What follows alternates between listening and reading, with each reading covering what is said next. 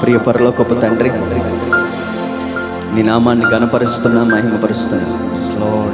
సంఘాన్ని కట్టమని అడుగుతున్నా. వారి పునాదులను ఎత్తి పరిశుద్ధత మీద వారి జీవితాలను కట్టుకునేలాగా వారిని దీవించండి ప్రభా. దేవుని రాజ్యం అంటే తినుట తాగుట కాదు, అది నీతి సమాధానమై ఉన్నది. ఆ నీతి సమాధానం మా జీవితాల్లో ఉండునట్లుగా మీరు దీవించుమని, నీ కృపలో మమ్మల్ని స్థిరపరచుమని యేసయ్య నామంలో అడిగి పొందుకుంటున్నాం తండ్రి. వీలైతే మీరున్న స్థలం యేసుప్రభు ఏమన్నాడంటే, మీలో అందరూ పవిత్రులు కాదు అన్నాడు ఒక మీటింగ్లో. యేసుప్రభుని ఇంక అప్పగించేస్తున్నాడు అనగా మీలో అందరూ పవిత్రులు కాదు అన్నాడు. ఎప్పుడు? యేసుప్రభుతో తిరిగిన బ్యాచ్లో ఉన్నోళ్ళనే, ఆ 12 మంది శిష్యుల్లోనే. ఎవరిని ఉద్దేశించి అన్నాడని బైబిల్లో రాయబడి ఉన్నది, యోధా ఇస్కరియోతు. నువ్వు అపవిత్రుడు అయితే పరలోక రాజ్యంలో ఎలా ఉంటావు? ఉండలేవు. అంటే యేసుప్రభుతో తిరిగాడు, యేసుప్రభు అద్భుతాలు చూశాడు, ఆయన అద్భుతాలు చేశాడు, కానీ పరలోక రాజ్యంలో లేడు. ఈరోజు మనం ఏది పడితే అలా జీవించేస్తే పర్లేదులే, పరలోకంకి వెళ్ళిపోతే వెళ్ళాం. బాధ్యత ఏమంటే ఇలాగ ప్రీచ్ చేయ అవసరంలే. నీ భర్త దగ్గర నువ్వు మార్కులు కొట్టేయాలి, నువ్వు సాక్షిగా ఉండాలి. అమ్మో నా భార్య మోకాళ్ళు వేసింది, ప్రార్థన చేస్తుంది, నేను కూడా మోకాళ్ళు వేస్తానని భర్తలో మార్పు వస్తుంది. భర్త మోకరించి ప్రార్థిస్తే భార్యలో మార్పు, వీళ్ళిద్దరూ మోకరిస్తే పిల్లల్లో మార్పు వస్తుంది. ప్రైజ్ ది లార్డ్, హల్లెలూయా. నేను నా బెడ్ మీద కూర్చొని ఆ రోజు కుటుంబ ప్రార్థనలో ప్రార్థన చేస్తున్నాను. నాకు చిన్న కూతురు ఉన్నది, 1 year బేబీ. నా కూతురు కూడా నా పక్కకు వచ్చి కూర్చొని ప్రార్థన చేసింది. నేను అన్నాను వెళ్ళి మోకాలే అన్నాను, వేయలే. అప్పుడు నేను కొంతసేపు ఉండి నేను బెడ్ దిగి మోకారేసాను. అప్పుడు నా కూతురు కూడా మోకాలేసాను. అర్థమవుతుందా? అంటే నువ్వే రిప్రజెంటేటివ్. నువ్వు ఏది చేస్తే అదే చేస్తారు. నువ్వు స్మోకింగ్ అలవాటు ఉంటే అది ఎందుకో నిన్ను చూసి వాళ్ళకి అలవాటు అవుతుంది. నీకున్న రాంగ్ రిలేషన్ వాళ్ళకి అలవాటు అవుతాయి. చాలా జాగ్రత్తగా మన బిడ్డలను పెంచుకోవాలి. ఆమె చెప్పాలి అందరూ కూడా. హల్లెలూయా. సో మనము పరిచర్య మొదలు పెడదాం ఈ రోజు నుంచే. మీకు టీం అవసరం లేదు, మీ కుటుంబమే టీం. ఆమె చెప్పట్లే అందరూ. నీ కుటుంబమే ఒక టీం. వాళ్ళని నడిపించే బాధ్యత దేవుడు ఈరోజు నీకు పెట్టాడు. భర్తగా, భార్యగా మీకు పెట్టాడు ఆయన. పిల్లలుగా కూడా ఒకవేళ తల్లిదండ్రులు సరిగా లేకపోతే పిల్లలదే బాధ్యత. ఆమేన్. ఇప్పుడు మనకి నిన్న దేవుడు చెప్పిన విషయాలు ఏంటంటే విశ్వాసం, నిరీక్షణ, ప్రేమ. విశ్వాసం అంటే ఏంటో చెప్పాను. కడుపున పోయిందండి, కళ్ళు ఇదివరకు కనిపించేవి కాదు, పుట్టుగుడ్డు వాడిని ఇప్పుడు స్వస్థత పొందిపోయాను, ఇవి కాదు విశ్వాసపు కార్యాలు. విశ్వాసపు కార్యం అంటే ఏంటంటే నీతి నీలోకి రావాలి. అబ్రహాము విశ్వసించి నీతిని పొందుకున్నాడు. When you believe your God, you will receive righteousness. ఆ నీతి నీలోకి వస్తుంది. కళ్ళు లేవు, ప్రభు అన్నాడు నీకు విశ్వాసం ఉన్నదా? ఉన్నది అన్నాడు. అయితే చూపు పొందుకో అన్నాడు. ఇప్పుడు మనం ఎలాగ తయారవ్వాలి? అంత్యకాలం యొక్క మందిర మహిమ చాలా ఎక్కువ ఉండాలి. అంటే ఏంటో తెలుసా? నువ్వు యేసు ప్రభువుని నమ్ముకున్నాను, ఆయన నీతి నాలోకి వస్తుంది అని నమ్మితే వస్తుంది. మీకు కొంచెం నోరు కోపం ఎక్కువ అనుకోండి, అందరినీ తిట్టేస్తారు, మళ్ళీ బాధపడిపోతారు. ప్రభా ఎందుకు ప్రభా ఇది? ఒకసారి యేసు ప్రభు నోరుని చూసి, ప్రభా నీకు నోరు నిండా రక్తం వస్తుంది కదా, ఆ రక్తమును బట్టి నా నోరు పరిశుద్ధపరచబడునుగాక. ఆమె చెప్పాలి. సిగరెట్ అలవాటు ఉన్నది, మానుకోలేకపోతున్నావు.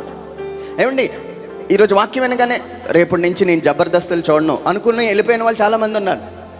రేపటి నుంచి సిగరెట్ కాల్చను, మందు తాగను అనుకొని వెళ్ళిపోయి ఉన్నారు. మళ్ళీ అదే రిపీట్ అయిపోతుంది. నేను ఇంక సినిమాలు చూడను, అదే రిపీట్ అయిపోతుంది. ఇప్పుడు నువ్వేం చూడాలి తెలుసా?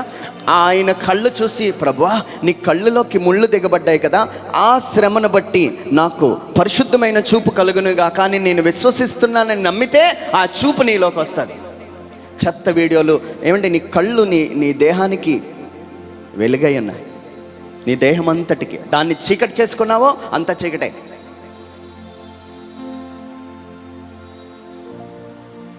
సో మన వల్ల కాదు. ఏమండి, నేను 24 సంవత్సరాల్లో ఎన్నో రోజులు ఇంక నేను ఇవి చూడను, నేనేం పరిశుద్ధున్నాను అలా చూడకండి. నాకు అసలు నేను కూడా బలహీనపడిన వాడిని. కానీ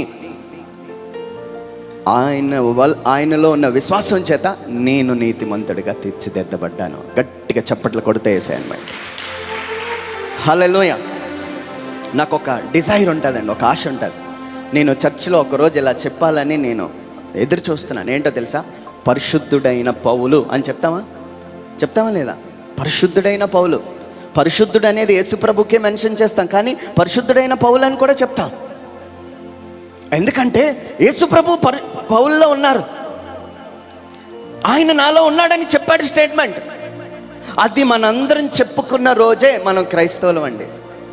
పరిశుద్ధుడైన చార్ల్స్.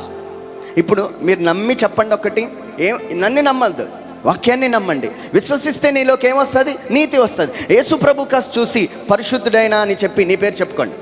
రెడీయా?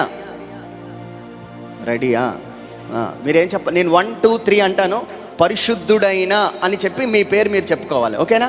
అర్థమైందా? చెప్పండర్రా ఏదోటి. రైట్. 1 2 3. పరిశుద్ధుడైన చార్ల్స్. నీ పేరు మీరు చెప్పుకోండర్రా. మీరు చెప్పుకోవడానికి కూడా గట్టిగా చెప్పట్లే. Praise the Lord. Hallelujah. Yesu రక్షకుడని ఒప్పుకుంటే రక్షణ వస్తుందని ఉన్నది. నువ్వు ఒప్పుకోవాలి. హల్లెలూయా. సో ఇలాంటి ఒక విశ్వాసంలోనే మనం నమ్ముదాం. ఇప్పటి నుంచి ఎవరైనా, నా వైపు చూడండి అందరూ, ఎవరైనా బలహీనపడ్డారు అనుకోండి, మీ ఇంట్లో ఉన్న సిలువను చూసి ప్రభువా నేను నమ్ముతున్నాను, ఈ బలహీనత ఇక నాకు రాదు అని ప్రార్థించి, ప్రభువా నువ్వు నాకు చెప్పావు. నేను చాలా విషయాలు చెప్పానండి, మీరు ఎందుకో రాలేదు. యెరూషలేమును విడిచి వెళ్ళక నిరీక్షణతో పరిశుద్ధాత్మ కోసం ఎదురు చూడాలి. మనం ఏం చేయాలో తెలుసా? ఈరోజు ప్రార్థన చేశాం కదా, ప్రభువా నీ ఆత్మచేత నన్ను నింపు, నీ ఆత్మచేత. ఏమండి ఆ ఆత్మ పేరేంటి? పరిశుద్ధ ఆత్మ. చెప్పండి ఏంటది? పరిశుద్ధ ఆత్మ. ఇప్పుడు నువ్వు అడిగితే నీ కంటి మీదకి పరిశుద్ధాత్మ వస్తుంది. ఒకప్పుడు చెత్త వీడియోలు చూసిన నీ కళ్ళు దేవుని మహిమను చూసే కళ్ళుగా మారుస్తాడు ఆయన. ఇలాంటి ఆత్మీయతలోకి మనందరం వచ్చేయాలి. గట్టిగా ఆకలేస్తుందా? చెప్పండి, ఆకలేస్తుందా? Praise the lord. నీకు విశ్వాసం ఉన్నది, నిరీక్షణతో పరిశుద్ధాత్మను పొందుకున్నావు, అయినా ప్రేమ లేకపోతే ఇక్కడికి వచ్చావు. యేసుప్రభు అంటే విశ్వాసం, పరిశుద్ధాత్మ అనుభవాలు ఉన్నాయి. మీ భర్తని ప్రేమించలేవు, నీ అత్తయ్యని ప్రేమించలేవు, నీ మామయ్యని ప్రేమించలేవు, నీ పక్కనున్నని ప్రేమించలేవు. వ్యర్థం అంటున్నాడు ఆయన. చిన్న ఆస్తి కోసం పెద్ద గొడవలు, కోర్టు వరకు వెళ్ళిపోతారు. కానీ విశ్వాసం, నిరీక్షణ అన్నది. అందుకే ఆయన ఏమన్నాడు? క్రైస్తవుడికి ఈ 3 ఉండాలి, ఈ 3 ప్రేమ శ్రేష్టమైనది. నోరు పారేసుకోకండి. నేను ప్రార్థన చేస్తుంటే, ప్రభువా నాకు ఒక విషయం చెప్పు అంటే దేవుడు అన్నాడు, వ్యతిరేకంగా మాట్లాడుకో అని చెప్పాడు. ఎవరి కోసం వ్యతిరేకంగా మాట్లాడుకో.